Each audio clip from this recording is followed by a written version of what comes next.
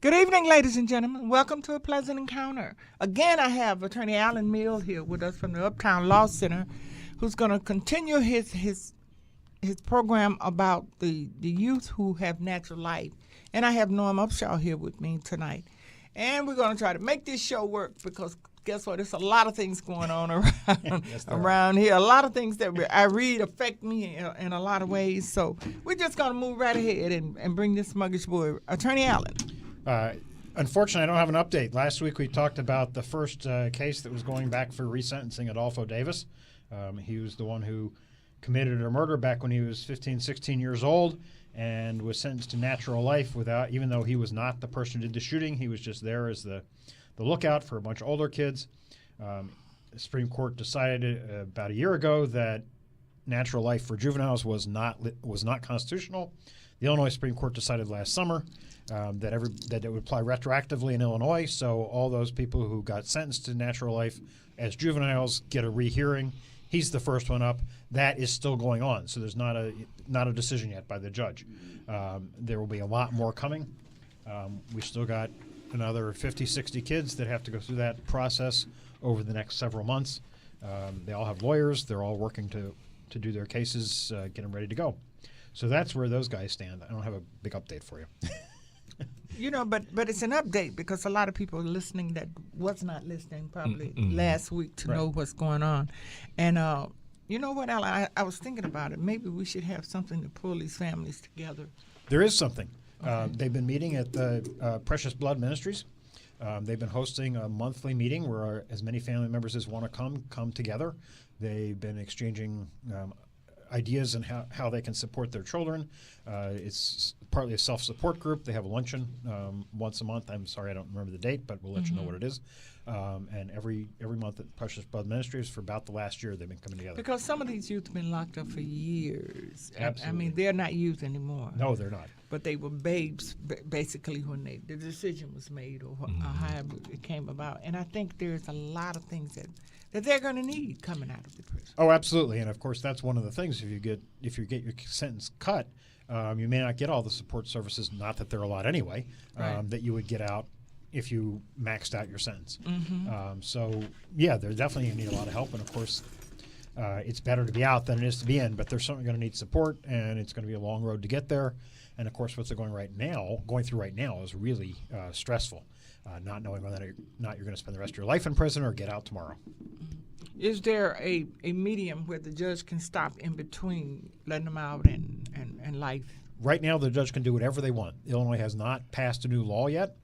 Therefore, judges are working entirely at their discretion. They can grant essentially life. They could give them all 95 years, which would be the same thing as life, or they could give them 1 day, or they could just say time served. Interesting, no? Yeah, very interesting. It just sounds like to me it's just kind of all over the place. That's what it really sounds like, and this is the reason why you have issues that you have. It's because there is no concrete system. And when I heard you say about, it could be this, it could be that, how is it really benefiting the individual that's going through this? It's not really benefiting them either way, and to me, like I said, it's just a big, as I can use the Temptation song, a ball of confusion, and it is. Yeah, it's a big time ball of confusion, and to me, there's no way to run a system. There's no way to run a system. Because the reason I have out with that is because you have judges who, remember, 12 judges went to prison around William Swano and Geraldine Smith case.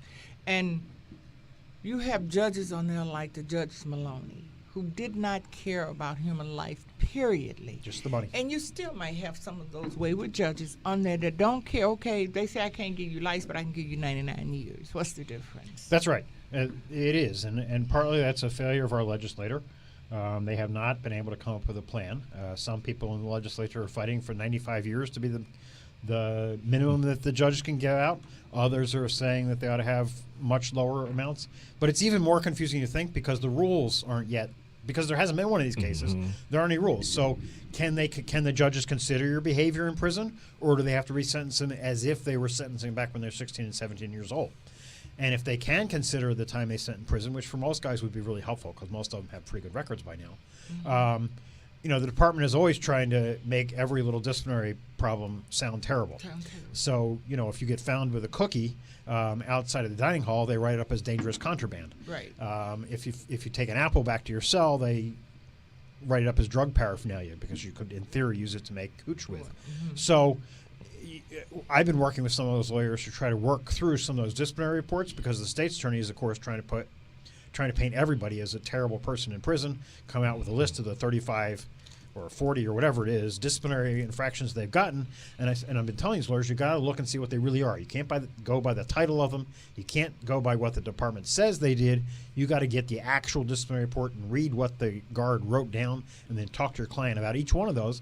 And that means some really hard work going back through all that. And But judges don't understand what it's like in there. Unnecessary. It's unnecessary. I mean, these children may have been in the wrong place at the wrong time, and they're held accountable for somebody else's action. That's where the accountability come in. Okay, let me get you because you was with somebody, or you go in the service station, rob the service station. I'm sitting in the car, I don't know what you in the service station doing. Or even if you went into the service station and somebody else sent you in there. These kids are 16 years old. That's the whole point. They're not fully responsible for their own actions yet. Somebody set them up to go in there. This is not somebody who just grows up from the age of 5 saying, I want to rob service stations, I want to kill somebody. That's not the way the world works. There aren't these super predators that everybody thought there was back in the 70s. They just don't exist. We create these people, and somebody points them in that direction. Somebody says you got to go in and rob that service station. Somebody says you got to commit this murder, or you can't get out of the gang, or can't get into the gang, or whatever it is. There's somebody else responsible for those actions. So that's exactly why the Supreme Court said you can't hold these children responsible by putting them in jail for life, But what because about the eventually they're gonna mature out of that. What about the corrupt judges? They ought to go. They're the ones who belong in jail. If jail's good for anybody, it's corrupt judges and corrupt police officers. That's and what I said. That's what everybody who's involved in the justice system. They're the ones who ought to be going to prison, but unfortunately, they tend to get the lightest sentences. So what happens when we realize that there's a youth 15 years old and you didn't keep him in jail 30 years? How do you justify doing that to a child? It's a very punitive society. I mean, what can I say? There are certainly people out there in the world who think that's just fine. If you kill somebody, you should spend the rest of your life in prison. As we were talking about, that's why we have a murder registry here, because even though you do your time, some people are still mad saying, well, you did something wrong, so you shouldn't just be able to walk out of prison. We should continue to punish you for the rest of your life. Can we punish people for the way they think? We're not supposed to. There's this thing called the First Amendment, but we do all the time. Well, because like I said, just speaking of the young man being in there, because here's my thing: don't you have a juvenile center before they end up in prison? I mean, isn't there two different divisions? Isn't there juvenile first, and then once you become an adult, then you go to the big house? To the big house. So my thing is, why are and it sounds like to me they're merging with one another. Why is that? Why is that the case? Why is there that merge where a 15-year-old is pretty much sentenced just like someone that's 25 years old? Because that's what it sounds like to me. You've merged it rather than having the difference between the two. That's what I thought. I thought there was juvenile and then adult. I didn't think they came together as one. You were absolutely right. That was the system until the late 70s. But what happened then is this whole myth of the super predator came out.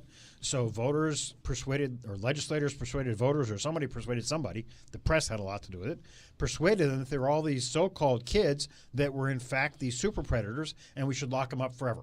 So Illinois, like most other states, began to chip away at the juveniles. And so people who committed murder at 15 years old, it was mandatory to transfer to adults. Some of the lesser crimes, they could be transferred to adults if the judge thought they ought to be. But for murder, it became automatic transfers to adults. So these kids never had a chance to be in the juvenile system. Even if the adult judges said, why am I dealing with this kid? He belongs in the juvenile system. The legislature had said you can't be there. You've got to be in the adult system, even if you're only 15 years old and you committed a murder. Wow. And that's why we're in this mess we're in now. Wow. Because, I mean, and it's a real shame. A lot of this started in Cook County. It started in Cook County because we had a couple of really horrible murders by juveniles. But Cook County is also where the whole idea of a juvenile court started back in the 1900s, in the early 1900s with Jane Addams. She was the one who pushed to make sure we had a juvenile system, recognizing that children were different from adults. And we did that for 75 years. Mm-hmm. And then somehow we lost track of what we're doing, and we decided that kids weren't kids anymore. They were criminals. And that was where we went down the wrong path. That was where we made a big mistake. And, of course, that was at the exact same time that we started filling up the prisons with all these drug addicts as well. Mm-hmm. So we just made a horrible wrong turn in this country in the late 70s, and we've yet to recover from it. That's why our prison system is 7 times as big as it was in 1975. But it's not like we're all safer. We've just destroyed a whole bunch of communities, a whole bunch of families, spent billions and billions of dollars, or trillions of dollars, locking kids up. Millions of people up, kids, adults, drug addicts, mentally ill people. We've locked them all away instead of treating them in the communities, treating them as kids, treating them as sick people, treating them as a public health problem. Yeah, pretty much destroyed generations, pretty much. I mean, if you really want to look at the bigger scope of it, I mean, generations are being ruined from it. The real scope of it, Norman, is money. It costs more money to keep a child locked up than it does an adult, unless they're sick and they have to pay for the medical bills. It costs almost $20,000 more to house those children over there in Hamilton, Norm, because I know because of the factions of the way the thing go about this money thing. Yeah. When they lock people up, when you talking about guilt by association, Larry Hoover never seen the street and got several life sentences from visitors talking through things on their shirt, a tag with a Y in it. So I'm just saying, don't forget the money part. We can go global all we want to talk about it, but this prison industrial system is the cotton field. They warehousing people. It's just slavery all over again. You have to pay attention. They don't care about your money or your color. It's about the green. Nobody talks about the green. So. And, of course, Larry is now in the most expensive prison in the entire country out there at the ADX Supermax in Colorado. So. Right. Him and Jeff, I mean, Jeff ain't never fired a gun. He got, the several life sentences he got is for misappropriation of money. Dealing with Clement Stone and other. People don't know the things that really goes on. And, like the situations that Geraldine and Alan is talking about those reports, they'll write something up on you to make it look like you one of the worstest people in the jail, and you could be a model prisoner. Right.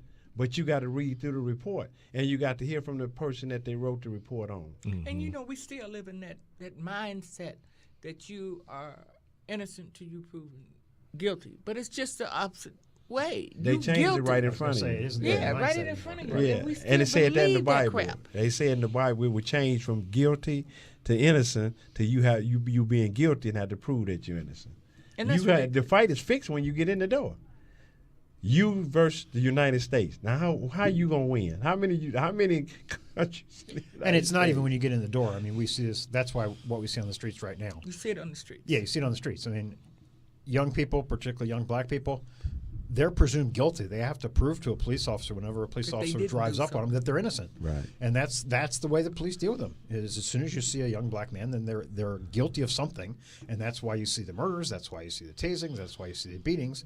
Is because the first reaction of a police officer dealing with a young black man is escalating and using force and assuming that they're guilty of something. So I might as well beat the crap out of them. But in 1968, Norman, they had to stop that because the Panthers upped them weapons, right? And they wasn't playing with them.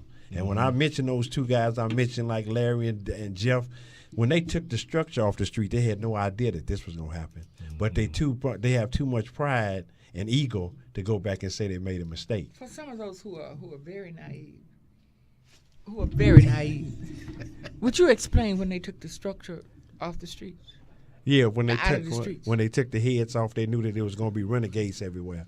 Everybody pop up, Geraldine gang over here, Norman gang over there, Allen gang over here, Red Ross gang over here. Now you have three. Now they didn't have three gangs on one block fighting each other. You got three different factions of BDs on one block fighting BDs. You used to look for so-called the opposition, which ain't no opposition because they the same color you are. But with the structure left everybody saying that I'm a chief. You a chief. So what's that? Let me ask this question because I'm naive about certain things. So if these heads Mhm. with the real names like the Fords and The Hoovers, the Hoovers or whoever, Boxdales, yeah. Boxdale, Red Ross, and all of them. Yeah, no, not Red Rock. Okay. Yeah. So my thing is the structure then in the beginning, because I had Max Glover come up from Atlanta a couple of times on this show, and he was talking about, attorney, he was talking about why the gang started. It was a protection for the communities Yes. Sure. that used to do good things for the community. Growth Make and sure the development. old ladies got from the grocery store home safe. Right. Make sure they got food for the seniors that wasn't able to come out and Wasn't stuff. nobody blocking the sidewalk shooting crap. Exactly. So it actually started off as a good thing. Right. You know, block clubs and Right. people looking out for each other Right. and all Block that kind of good parties. stuff. But somehow it turns to something ugly. Mm-hmm. Well, when, they that- Now- when they slipped the crack cocaine in. You remember Jeff Ford didn't want the crack in, so he had to get out the way of a bigger enterprise called the government.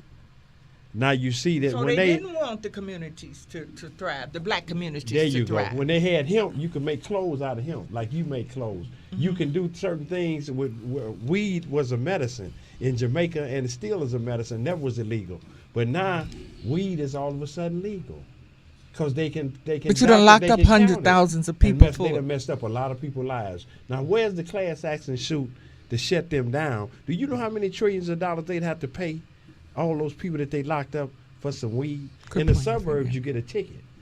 In the suburbs, you get a ticket. Okay. In the inner city where you at, and me and you and Alan working with the children at, you get prison. Right. You get a Criminal strike complaint? against you. Yeah, Right. right. Yeah, you're not a ticket. So, Mr. Allen, and I'm gonna bring diversity in here. I'm a black woman, you're a white man. True. So, how do you see it in your community when you hear Mr. Ross and others talk about how the gangs were set up to protect the black community and to help the black community? Now, how do you see that from that viewpoint? Oh, I see that's exactly right. I mean, I think that Uptown in the 70s was and still is a very diverse community, and we had the Young Patriots, we had the Young Lords, we had the Black Panthers, we had everybody up there in Uptown.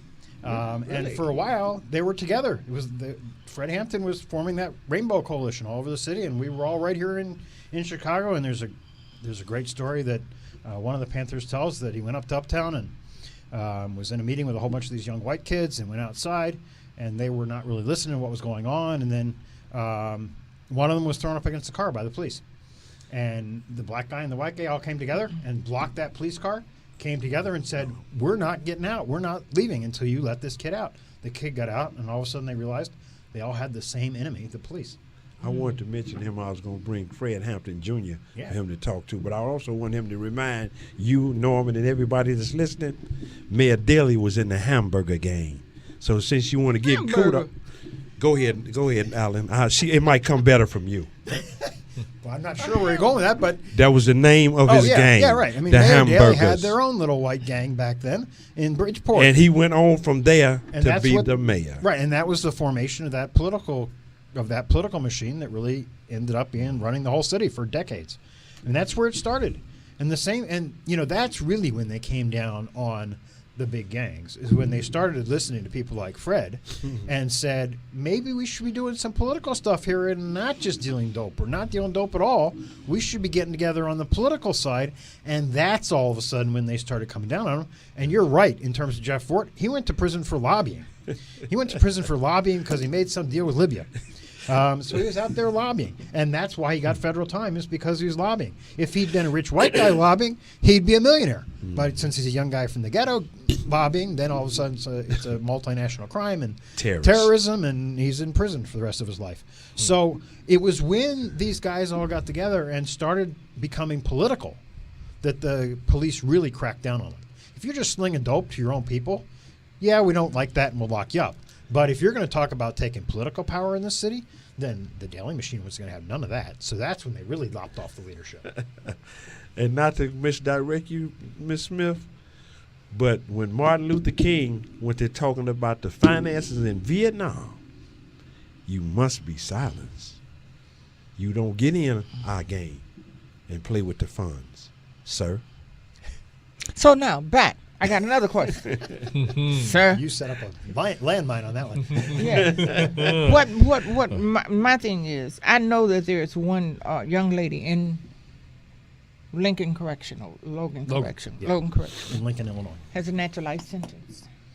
There was an opportunity for her to be bonded out for a rehearing at one time, and she refused it because she was afraid to come out, that she was going to get killed by an opposite gang. How is the courts going to deal with that when you bring all these youth back? Because most of those youth was tied into gang affiliation of some sort of drugs or something of that sort. What are we going to do about that, attorney? If I had a solution to the gang and drug problem, I wouldn't be sitting here as a lawyer. I'd be doing something else. I mean, look, the only answer to all that is community support.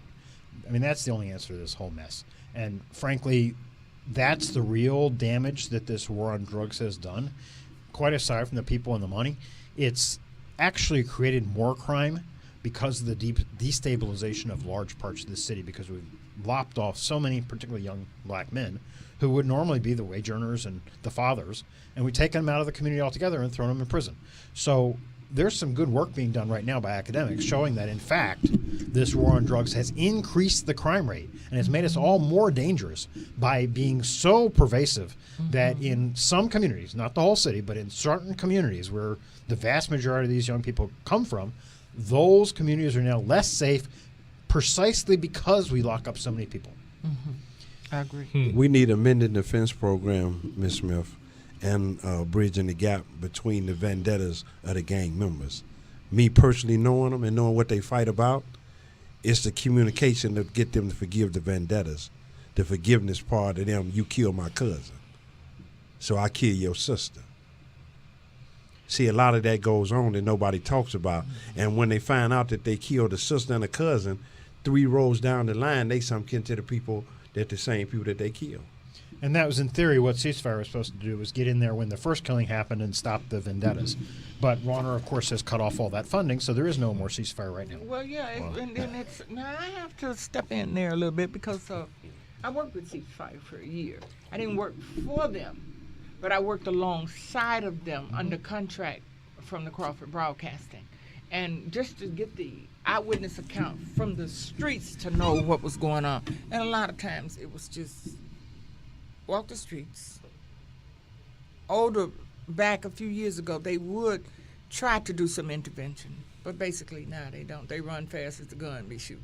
Mm-hmm. I'm not saying it was perfect. I'm just saying that was the idea, was to get in there and stop the vendettas. That was the whole reason it was funded. The conflict resolutions are far and from being done out there. But it needs to get, that's what needs to happen. You're And that's absolutely what right. life was You know, doing. it sounds like what you always saying about it. It sounds like to me that back with the Panthers and all of them doing all this good, it sounds like to me, which is still going on, there was a whole lot of hating going on. Because what they were meaning for good with the and it was With the stuff block clubs and all that I was talking about, big mamas and things like that. It was like they were the big brothers and the big they were the big fathers and the big brothers. And the reason why this gang became so negative, because there was a whole lot of jealousy from other folks to make it seem like what they were doing was Bad. they were horrible people. Exactly. But in fact, They they were the weren't best horrible people. They were actually doing what needs to be happening now. It's protecting neighborhoods instead of, reaching out to national government to protect your neighborhood. Right. And I believe we need to go back to that. But I want to make a short statement before Alan got to talking. The way they tricking you is making Chicago or Chirac, while somebody trying to make money off our misery, is to RICO them names for the gangs to get them time and lock them up and know how to tell them why. That thing that Obama passed. So we'll get to that next week, but That's something. I was just going to say, don't overestimate this jealousy factor. An awful lot of that was COINTELPRO. That was the FBI intentionally coming in and disrupting the unity that was there. Yes, sir. Spreading lies between the different factions, sending these false love letters to each other, stuff about drugs. Whatever they could make up, they just manufactured evidence, sent it around, gotten people hating each other who should have been on the same side together, gotten people killing each other who should have been on the same side of each other. It was an extraordinarily thought through, detailed plan how to destroy the unity that was beginning to develop, not just within the black community, but among poor people, black, Latino, and poor white people. We're all developing, and the FBI absolutely dug in and blew that apart. Well, I have to admit that I was at a church at the AME, St. John's AME Church under Pastor Brooks, and he was talking about the same things that we're talking about now. And I have never heard a preacher talk about life issue present day. They always would reach back and do stuff with what used to happen, or reach back 40 years to Martin Luther King. But what a lot of people don't know, Martin Luther King was not the brains behind the movement. You had your A. Philip Randolph and different ones in that back room in there that couldn't come out. Don't forget Bayard. But at the same time, Martin had the voice, and he was a great orator and leader in that way. But when he was talking about Tulsa, Oklahoma, and how they dropped a bomb, because here was a community building up to Thriving. do the best that they, coming out of slavery and did all these wonderful things. Had all the stores, everything they're doing, and a bomb was dropped on 20 them. years out of slavery. And then, guess what? We turn around and look at it. And he brought it very clear. We was dancing to the Soul Train music, singing You Dropped a Bomb on Me.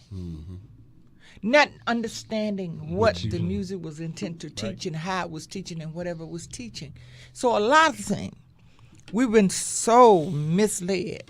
Misdirected. Misdirected on which way we're supposed to go and how and who's really our leader, because we turned in on to the pimps of the street when drugs come in and the prostitutes wasn't bringing in what they were supposed to bring in. The pimps went to the pulpit and everybody started preaching and was pimping the people on what, and then we got this misled concept of which way to go. We are hurting, Mr. Allen. Our people are hurting.